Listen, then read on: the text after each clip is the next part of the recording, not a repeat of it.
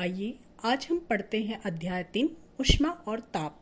और सबसे पहले हम अपने दैनिक जीवन में घटने वाली कुछ घटनाओं पर नजर डालते हैं।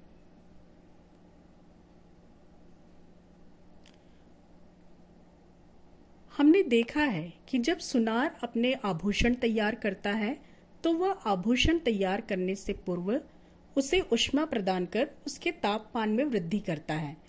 और वही हम देखते हैं कि आइसक्रीम को उसके उसी स्वरूप में बनाए रखने के लिए हमें उसे निम्न ताप पर रखना पड़ता है।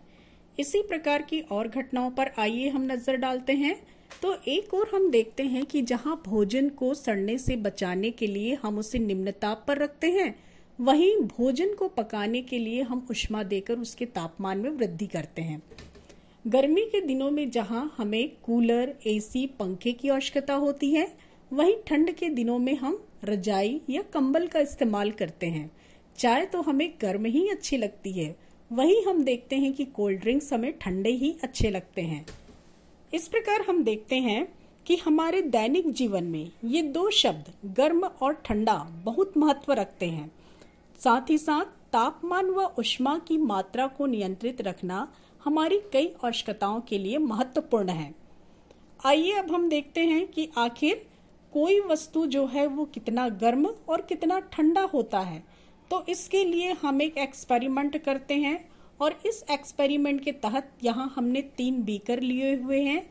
पहले बीकर में या जार में जो पानी लिया है वह है ठंडा पानी। दूसरे बीकर या जार में हम जो पानी लेते हैं वह है गुनगुना या रूम टेम्परेचर का पानी। और तीसरे बीकर में हमने जो पानी लिया हुआ है वह है गर्म पानी। अब आइए हम अपने हाथ से छूकर हम देखें और छूने के बाद हम यह पता करें कि आखिर हम क्या महसूस करते हैं। तो इससे हमें यह पता चलता है कि जब हमने गुनगुने पानी को छुआ तो यह गर्म पानी की तुलना में ठंडा है, किंतु ठंडे पानी की तुलना में यह गर्म है। इसी प्रकार हम और एग्जाम्पल देखते हैं कि यदि हम गर्म दूध को थोड़ी देर के लिए कमरे में खुला रख देते हैं तो हम देखते हैं कि वह ठंडा तो हो जाता है, लेकिन यह फ्रिज से निकाले हुए दूध के समान क्या ठंडा होता है?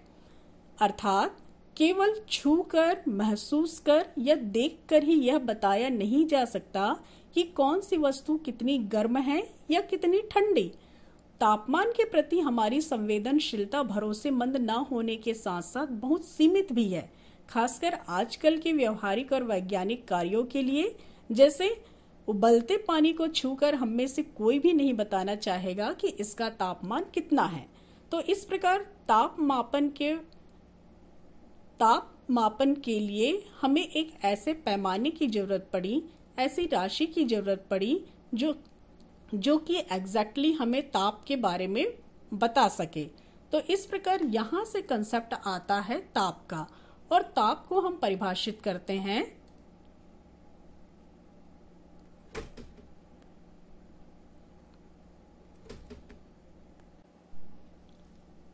किसी वस्तु का ताप उसकी वह तापी अवस्था है जो किसी वस्तु की गर्माहट अथवा ठंडेपन का बोध कराती है।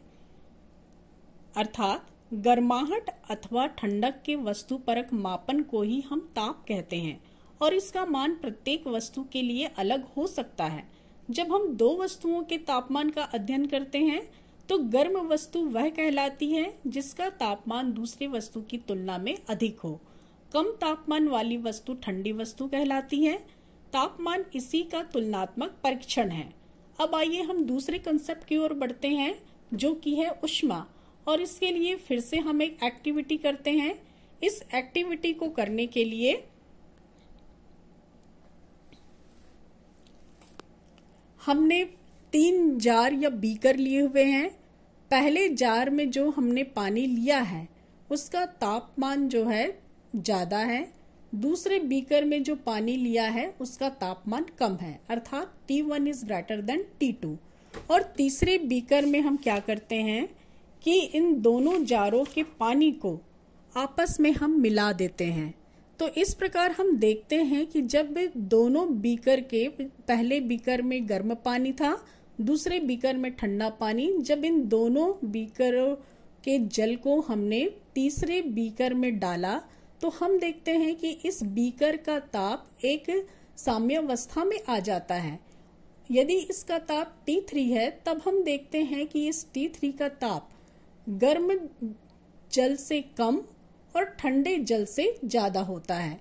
तो इस प्रकार हम देख रहे हैं कि जब हम दो वस्तुओं को जिनका की तापमान अलग अलग था, एक दूसरे के संपर्क में हम लाते हैं, तो उनका तापमान जो है घट बढ़कर एक दूसरे के समान हो जाता है, अर्थात साम्यावस्था में आ जाता है। लेकिन क्या आपने कभी यह सोचा है कि यह क्यों और किस कारण होता है? तो आइए हम इसके कारण का पता लगाते हैं। पहले ऐसा माना जाता था कि जब दो विभिन्न तापमान वाली वस्तुओं को संपर्क में लाया जाता है तो एक तरल अदृश्य पदार्थ का आदान प्रदान होता है। गर्म वस्तु में इस पदार्थ की मात्रा अधिक होती है, जबकि ठंडी वस्तु में कम। अतः यह पदार्थ गर्म वस्तु से ठंडी वस्तुओं में तब तक प्रवाह करता है जब तक इसका स्तर दोनों में समान न हो जाए। इस तरल पदार्थ को कैलोरिक कहा जाता था। कैलोरिक की मात्रा बढ़ने पर तापमान की मात्रा बढ़ जाती है, ऐसा मानना था। लेकिन आज यह कंसेप्ट जो है अप्लाई नहीं होता और इसकी जगह एक नया कंसेप्ट आया है। नया कंसेप्ट या हम कहें कि एक सही कंसेप्ट, एग्जैक्ट कंसेप्ट है हमारे पास, जिसके तहत हम देखते हैं कि जब विभिन्न ताप वाली वस्तुओं को एक दूसरे के संपर्क में रखते हैं तो एक प्रकार की ऊर्जा का आदान प्रदान होता है और इस ऊर्जा को ही हमने नाम दिया ऊष्मा का। तो आइए हम ऊष्मा को परिभाषित करते हैं। तापांतर के कारण विभिन्न वस्तुओं के बीच जिस ऊर्जा का आदान प्रदान होता है उसे हम ऊष्मा कहते हैं। और हम देखते हैं कि जब किसी वस्तु का ताप उसकी एक तापीय अवस्था होती है जो यह निर्धारित करती है कि यदि उसे अन्य वस्तु के संपर्क में रखा जाए तो ऊष्मा प्रवाह की दिशा क्या होगी। इसे हम यूं भी समझ सकते हैं कि जिस प्रकार शक्कर और मिठास एक दूसरे से रिलेटेड हैं, वैसे ही ऊष्मा और ताप भी एक दूसरे से संबंधित हैं। ऊष्मा और ताप में एक कारण होता है और दूसरा उसका प्रभाव होता है। ऊष्मा का एसआई मात्रक हम जूल मानते हैं, वही तापमान का एसआई मात्रक केल्विन होता है। आइए अब हम आगे बढ़ते हैं और हम नजर डालते हैं कि आखिर तापमान को कैसे मापें। तो तापमान को मापने के लिए हम पैमानों का प्रयोग करते हैं और तापमान मापक के लिए हमें निम्नानुसार बातों की आवश्यकता होती है। सबसे पहले, किसी भी वस्तु का तापमान मापक के लिए पदार्थों का ऐसा गुण जो तापमान पर निर्भर हो और जिसका तापमान के साथ परिवर्तन स्पष्ट रूप से दृष्टिगोचर होना चाहिए। दूसरा गुण, इस गुण के परिवर्तन को समरूप दर्शाने वाला एक पदार्थ होना चाहिए। और तीसरा गुण, एक सर्वमान्य व प्रचलित मापदंड की जो इस गुण के एक निश्चित बदलाव को तापमान के एक निश्चित घटबढ़ से जोड़ता हो। और यदि हमारे पास ये तीन बातों वाला कोई पदार्थ जैसे कि पारा, हवा, पानी उपलब्ध है तो हम भी अपना तापमान मापी बना सकते हैं, अर्थात हम अपना थर्मोस्कोप बना सकते हैं। और यहाँ हम देखते हैं कि आखिर तापमान के कितने प्रकार के पैमाने होते हैं। तो तापमान के 3 मेनली पैमाने प्रचलित हैं। पहला फ़ारेनहाइट पैमाना, दूसरा सेल्सियस पैमाना और तीसरा केल्विन पैमाना। यहाँ हम चित्र से देख सकते हैं कि फ़ारेनहाइट पैमाने में सामान्य दाब पर पानी के उच्चतम ताप, अर्थात वह ताप जिस पर पानी भाप में परिवर्तित होता है, यह 212 डिग्री फ़ारेनहाइट होता है। और पानी के न्यूनतम ताप, अर्थात वह तापमान जिस पर पानी जमकर बर्फ बन जाता है, 32 डिग्री फ़ारेनहाइट पर अंकित किया जाता है। इस प्रकार हम देख रहे हैं कि फ़ारेनहाइट पैमाने में न्यूनतम व उच्चतम ताप को समान अंतराल के 180 भागों में बांटा जाता है। इसी प्रकार सेल्सियस पैमाने में हम देखें तो इसमें पानी के उच्चतम ताप को 100 डिग्री सेल्सियस और पानी के न्यूनतम ताप को 0 डिग्री सेल्सियस पर अंकित किया जाता है। इसमें उच्चतम व न्यूनतम ताप के बीच के अंतराल को 100 समान भागों में विभाजित किया जाता है। इसी प्रकार हम देखें केल्विन पैमाने में, तो केल्विन पैमाने में हम देखते हैं कि निम्नतम ताप को 273 केल्विन और उच्चतम ताप को 373 केल्विन के बीच रखा जाता है और इस प्रकार इसे 100 समान भागों के अंतराल में विभाजित किया जाता है।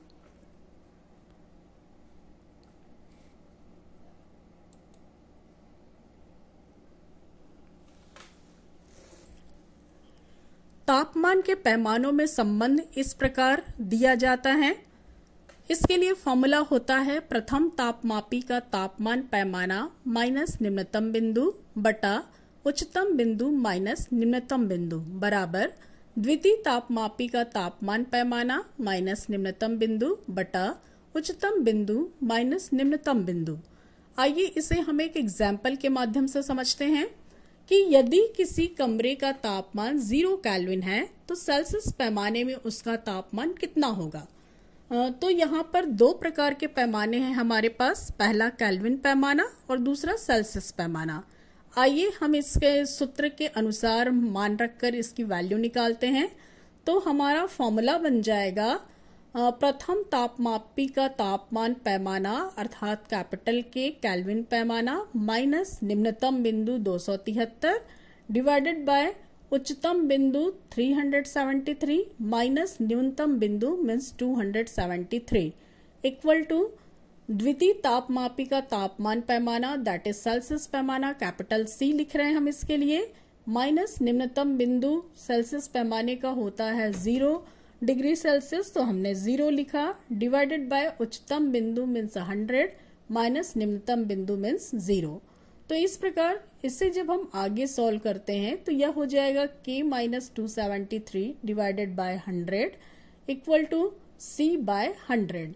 दोनों के डिनोमिनेटर में चूंकि दोनों पक्षों के डिनोमिनेटर में 100 है तो ये 100 कैंसिल आउट हम कर देते हैं और हमें मिल जाता है capital k minus 273 equal to c। अर्थात हम कह सकते हैं C इक्वल टू यहाँ वैल्यू पुट करने पर केल्विन पैमाने का मान हमको दिया हुआ है 0 केल्विन, तो कैपिटल K की जगह हमने रखा 0 माइनस 273 और इस प्रकार C बराबर हमें मिल जाता है माइनस 273 डिग्री सेल्सियस।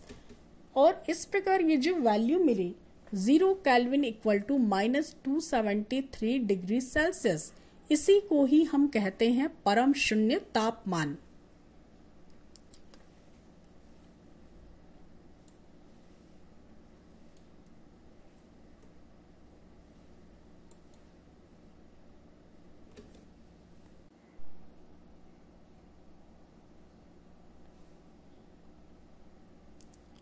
तो इस प्रकार यहां से इंपॉर्टेंट कंसेप्ट हमें मिल जाता है परम शून्य तापमान का कि 0 kelvin equal to minus 273 degree Celsius ही परम शून्य तापमान कहलाता है और मनुष्य के शरीर का सामान्य तापमान 98.6 डिग्री फ़ारेनहाइट होता है।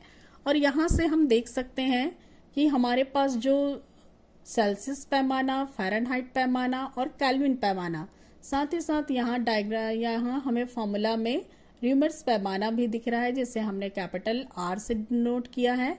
इनके बीच में यह संबंध होता है।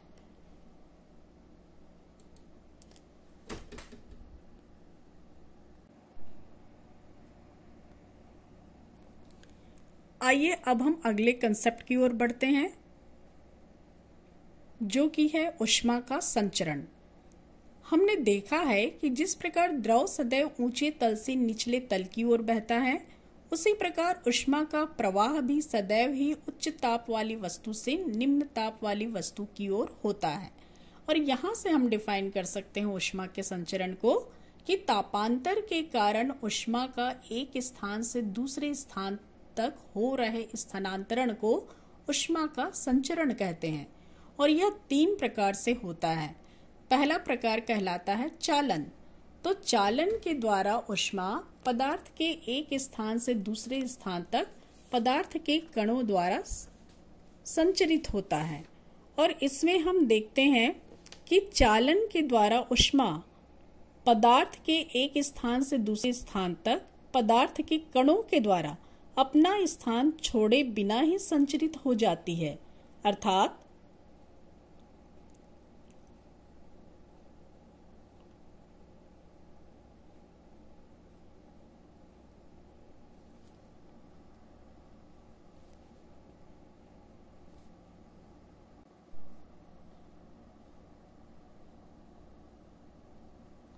दूसरा प्रकार है संवहन। तो संवहन वह विधि है जिसमें वस्तु के कण ऊष्मा स्रोत से ऊष्मा लेकर विस्थापित हो जाते हैं। और तीसरा प्रकार कहलाता है विकिरण। तो विकिरण ऊष्मा संचरण की वह विधि है जिसमें ऊष्मा एक स्थान से दूसरे स्थान तक सरल रेखा में चलकर बिना किसी माध्यम के पहुंच जाती है। सूर्य से ऊष्मा हमें इसी विधि द्वारा पहुंचती है।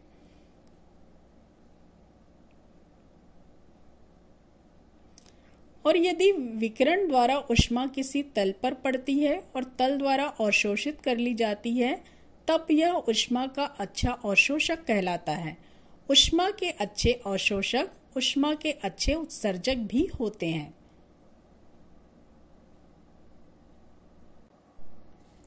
आइए अब हम नेक्स्ट कंसेप्ट की ओर आगे बढ़ते हैं और हम देखते हैं ऊष्मा के प्रभाव के बारे में। तो दैनिक जीवन में ऊष्मीय ऊर्जा के संचरण को हम देख तो नहीं सकते, किंतु ऊष्मा के प्रभावों को अवश्य महसूस कर सकते हैं। हम देखते हैं कि ऊष्मा देने पर वस्तु का ताप बढ़ता है। जितनी अधिक ऊष्मा वस्तु प्राप्त करेगा उतना उसका ताप बढ़ता जाएगा और पदार्थ में प्रसार होगा। साथ ही साथ पदार्थ की अवस्था में भी परिवर्तन संभव है। तो सबसे पहले हम देखते हैं कि आखिर तापमान में किस प्रकार वृद्धि होती है। तो जब किसी वस्तु को गर्म किया जाता है तो वह ऊष्मा को अवशोषित करती है, जिसके कारण उसका ताप बढ़ जाता है। भिन्न भिन्न पदार्थों वाली समान द्रव्यमान रखने वाली वस्तुओं को समान ताप तक गर्म करने के लिए भिन्न भिन्न मात्रा में ऊष्मा देनी पड़ती है। और वस्तु द्वारा ली गई और दी गई ऊष्मा, जिसे कि हम कैपिटल Q से दर्शाते हैं, यह निम्न बातों पर निर्भर करती है। सबसे पहले ऊष्मा जो है वस्तु के द्रव्यमान के समानुपाती होता है। दूसरा हम देखते हैं कि यह वस्तु के ताप में हुए परिवर्तन पर निर्भर करती है। और साथ ही साथ यह ऊष्मा जो है वस्तु के ताप में हुए परिवर्तन के भी समानुपाती होता है। और साथ ही वस्तु के पदार्थ की प्रकृति पर भी यह ऊष्मा निर्भर करती है। इस प्रकार पहले और दूसरे पॉइंट से हम कह सकते हैं कि Q is proportional to m into delta T। और प्रोपोर्शनल की जगह हमने बराबर का चिन्ह और एक नियतांक लगाया, जिसे कि हम S से डिनोट करते हैं। तो इस प्रकार यह संबंध हमें मिल जाता है कि Q बराबर mst, जहां पर S एक समानुपाती नियतांक है जिसका मान वस्तु की प्रकृति पर निर्भर करता है और इसे हम विशिष्ट ऊष्मा के नाम से जानते हैं। नेक्स्ट पॉइंट पर आते हैं ऊष्मीय प्रसार। तो सामान्यतः किसी पदार्थ को ऊष्मा देने पर पदार्थ का आयतन बढ़ता है और पदार्थ से ऊष्मा लेने पर पदार्थ का आयतन कम होता है। प्रत्येक पदार्थ, चाहे वह ठोस, द्रव अथवा गैस हो, गर्म करने पर उसमें ऊष्मा का प्रसार होता है। उसे हम ऊष्मीय प्रसार कहते हैं। सबसे पहले आइए हम देखते हैं कि आखिर ठोस पदार्थ में ऊष्मीय प्रसार कैसे होता है। तो पहला इसका प्रकार होता है रेखीय प्रसार गुणांक। और इसे हम डिफाइन करते हैं कि जब किसी वस्तु की लंबाई में वह प्रसार जो वस्तु की इकाई लंबाई की क्षण में 1 डिग्री सेल्सियस ताप बढ़ाने पर होता है, उसे हम रेखीय प्रसार गुणांक कहते हैं।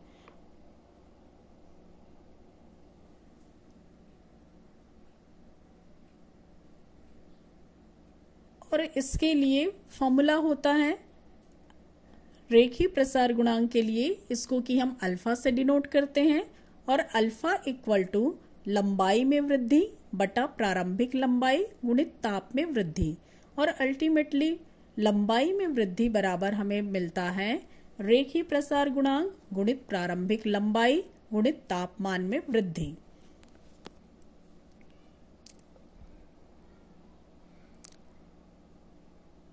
सेकंड पॉइंट है इसका क्षेत्रीय प्रसार गुणांक।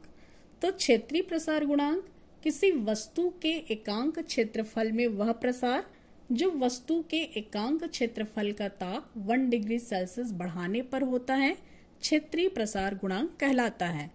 और इसे हम डिफाइन करते हैं alpha A equal to 1 by capital A delta A बटा डेल्टा T, अर्थात क्षेत्रीय प्रसार गुणांक बराबर क्षेत्रफल में वृद्धि बटा प्रारंभिक क्षेत्रफल गुणित तापमान में वृद्धि। नेक्स्ट कंसेप्ट जो आता है वह है आयतन प्रसार गुणांक का। तो इसे हम डिफाइन करते हैं किसी वस्तु के एकांक आयतन में वह प्रसार जो वस्तु के एकांक आयतन का ताप 1 डिग्री सेल्सियस बढ़ाने पर होता है, आयतन प्रसार गुणांक कहलाता है। और इसे हम अल्फा वी से डिनोट कर रहे हैं और अल्फा वी बराबर है आयतन में वृद्धि बटा प्रारंभिक आयतन गुणित तापमान में वृद्धि। और यदि हम तीनों कोएफिशिएंट में हम संबंध देखें, दैट इज रेखीय प्रसार गुणांक, क्षेत्रीय प्रसार गुणांक और साथ ही साथ आयतन प्रसार गुणांक में, तो तीनों के मध्य जो अनुपात होता है वह 1:2:3 होता है।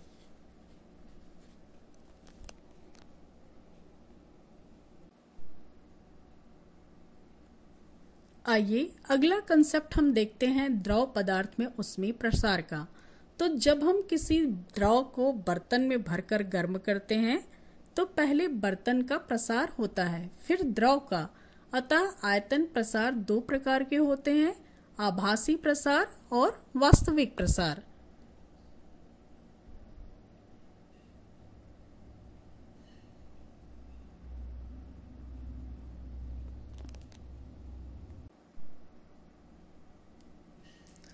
यहाँ एक महत्वपूर्ण कंसेप्ट हमें ज्ञात होता है कि अन्य द्रवों की तरह पानी भी गर्म करने पर फैलता है, लेकिन नैसर्गिक बात यह है कि यह 0 डिग्री सेल्सियस से 4 डिग्री सेल्सियस के बीच नहीं फैलता। और यही कारण है कि ठंडे प्रदेशों में भी जलीय जीवन सुरक्षित रहता है। हम जानते हैं कि ठंडे प्रदेशों में ठंड के दिनों में वहाँ सतह का तापमान जो है 0 डिग्री सेल्सियस से यदि कम भी हो तब भी तालाबों के निचले तल का ताप 4 डिग्री सेल्सियस ही रहता है, जिसके कारण जल जीवन को किसी भी प्रकार की हानि नहीं पहुंचती। अब आइए हम देखें कि आखिर गैसों में ऊष्मीय प्रसार किस प्रकार होता है। तो गर्म करने पर गैसों का प्रसार ठोसों व द्रवों की तुलना में अधिक होता है। गैसों में भी द्रवों की तरह ही केवल आयतन प्रसार ही संभव होता है और यह प्रसार 2 प्रकार का होता है। पहला हम देखें नियत दाब पर।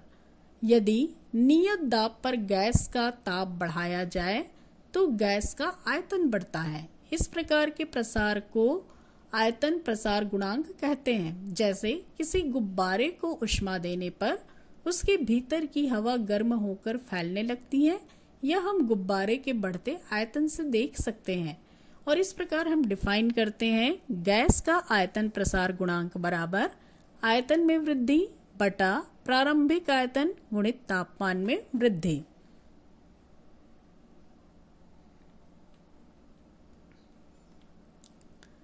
अब हम देखें नियत आयतन पर। तो यदि नियत आयतन पर गैस का ताप बढ़ाया जाए तो गैस का दाब बढ़ेगा। इस प्रकार के प्रसार गुणांक को हम दाब प्रसार गुणांक कहते हैं। इसका एग्जाम्पल है कि जब किसी कुकर को हम ऊष्मा देते हैं तो कुकर की सीटी बजती है और सीटी में से भाप निकलती है। यह इसलिए होता है क्योंकि नियत आयतन पर कुकर के अंदर का दाब बढ़ता जाता है। और यहाँ हम डिफाइन करते हैं गैस का दाब प्रसार गुणांक बराबर दाब में वृद्धि बटा प्रारंभिक दाब गुणित ताप में वृद्धि। एक महत्वपूर्ण कंसेप्ट हम यहाँ देख रहे हैं कि आखिर भौतिक अवस्था में परिवर्तन के दौरान क्या होता है। तो जब वस्तु को हम ऊष्मा देते हैं या वस्तु से हम ऊष्मा लेते हैं तो वस्तु की भौतिक अवस्था में परिवर्तन हो सकती है। और यहाँ इस ग्राफ से हम देखते हैं कि जब हमने ऊष्मा और साथ ही साथ ताप के बीच हमने जब ग्राफ खींचा तो हमें इस प्रकार का ग्राफ दिखाई देता है। और इस ग्राफ से स्पष्ट है कि जब हम किसी पदार्थ को गर्म करते हैं तो पदार्थ का ताप बढ़ता जाता है। एक ताप पर पहुंचने पर पदार्थ की अवस्था में परिवर्तन होने लगता है और इस परिस्थिति में पदार्थ का ताप बढ़ना रुक जाता है। क्या आप बता सकते हैं कि ऐसा क्यों होता है? ऐसा इसलिए होता है क्योंकि गर्म करने पर प्राप्त की गई ऊष्मीय ऊर्जा पदार्थ का ताप बढ़ाने की जगह अवस्था परिवर्तन के कार्य में प्रयुक्त होता है। चूंकि यह दी गई अथवा ली गई ऊष्मा ताप वृद्धि के रूप में हमें दिखाई नहीं देती, इसलिए ही हम इसे गुप्त ऊष्मा कहते हैं। और यह गुप्त ऊष्मा दो प्रकार की होती है। पहला, गलन की गुप्त ऊष्मा। जब एकांक द्रव्यमान के पदार्थ को ऊष्मा देने पर वह ठोस अवस्था से द्रवावस्था में बदल जाता है, तब इस प्रक्रिया में दी गई ऊष्मा की मात्रा गलन की गुप्त ऊष्मा कहलाती है। इसे हम कैपिटल एल से दर्शाते हैं। दूसरी प्रकार की गुप्त ऊष्मा है वाष्पन की गुप्त ऊष्मा। तो एकांक द्रव्यमान के द्रव को उसके क्वथनांक पर पूरी तरह गैस में परिवर्तित करने के लिए लगने वाली ऊष्मा को वाष्पन की गुप्त ऊष्मा कहते हैं। इसे भी हम कैपिटल एल से ही दर्शाते हैं। वाष्प से द्रव में बदलने के लिए भी समान मात्रा में ऊष्मा पदार्थ से ली जाती है। तो इस प्रकार हमारा यह लेसन कंप्लीट होता है। आइए अब हम कुछ प्रश्नों पर, तथ्यात्मक प्रश्नों पर नजर डालते हैं जो कि हमें बुक के बीच से ही पूछे गए हैं। और इसमें से सबसे पहला क्वेश्चन था,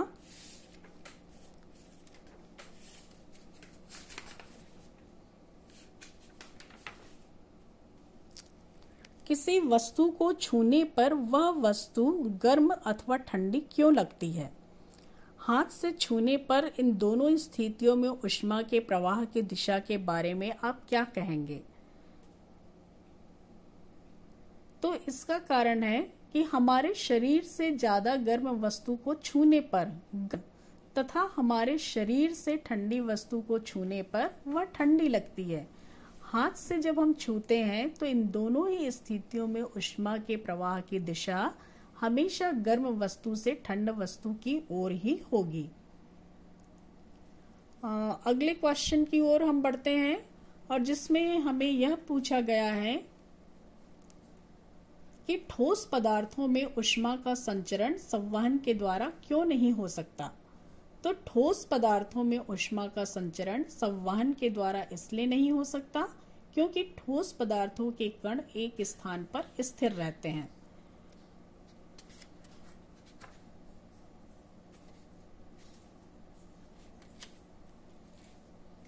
अगले कंसेप्ट की ओर हम चलते हैं कि ऊष्मा का उत्सर्जन व अवशोषण वस्तु के रंग व प्रकृति पर निर्भर करता है। हल्के रंग या सफेद रंग ऊष्मा का अच्छा उत्सर्जक है तथा काला रंग ऊष्मा का अच्छा अवशोषक है। इसलिए गर्मियों में हल्के या सफेद रंग के कपड़े और सर्दियों में काले या गहरे रंग के कपड़े पहने जाते हैं। नेक्स्ट क्वेश्चन है कि यदि सभी पदार्थों की विशिष्ट ऊष्माधारिता एक समान होती तो क्या होता? तो यदि ऐसा होता तो सभी वस्तु एक साथ गर्म होते और एक साथ ठंडे होते।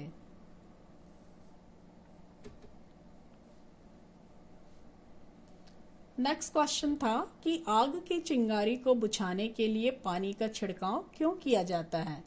तो इसका कारण है कि चूंकि पानी की विशिष्ट ऊष्मा सबसे अधिक होती है जिसके कारण यह देर से गर्म होती है, इसीलिए आग की चिंगारी को बुझाने के लिए पानी का छिड़काव किया जाता है।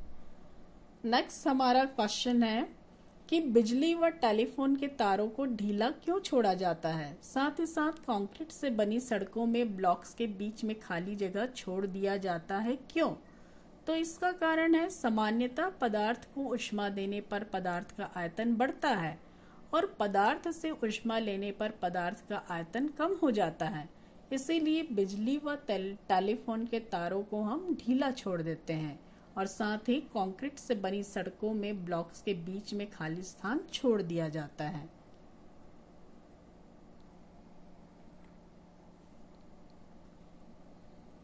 नेक्स्ट क्वेश्चन था कि गैसों तथा द्रवों में केवल आयतन प्रसार संभव है, क्यों? तो क्योंकि गैस और द्रव के अणु गतिशील होते हैं, वे एक स्थान से दूसरे स्थान पर जाते रहते हैं, इसलिए द्रवों और गैसों में केवल आयतन प्रसार संभव है। नेक्स्ट क्वेश्चन है, गैस से भरा गुब्बारा आग के पास लाने से फूट जाता है, क्यों? क्योंकि गैसों में ऊष्मीय प्रसार होता है, फलस्वरूप गुब्बारा ऊष्मा पाते ही अंदर की गैस में ऊष्मीय प्रसार अत्यधिक हो जाने के कारण गुब्बारा फट जाता है।